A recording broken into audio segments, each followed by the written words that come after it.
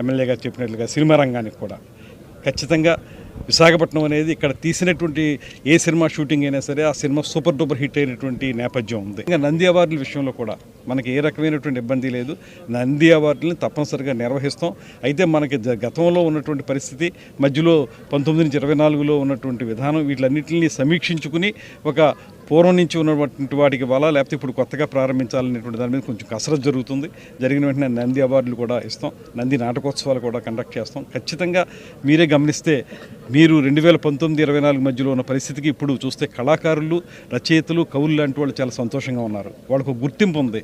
ఇవాళ మనం ఇస్తున్నటువంటి అనేక పురస్కారాలు, ఉగాది పురస్కారం కానివ్వండి, కళారత్న కానివ్వండి, అదేవిధంగా మొన్న కందుకూరి పురస్కారాలు కానివ్వండి, గుర్రం జాషువా గారి ఉత్సవాలు కానివ్వండి, ఇలాగా లబ్ధప్రతిష్ఠులైనటువంటి ప్రతి ఒక్కరి పేరుతోటి రాష్ట్ర పండుగలు నిర్వహించడంతో పాటు ఎవరైతే కళాకారులు, జానపద కళారూపాలు ఉన్నాయో వాటన్నింటినీ ప్రోత్సహించే విధంగా రాష్ట్ర ప్రభుత్వం ఒక ప్రత్యేకమైన కార్యక్రమం చేపడుతుంది. కనుక ఇవాళ అద్భుతమైనటువంటి ప్రగతిని 21 నెలల్లో తీసుకురాగలిగాం.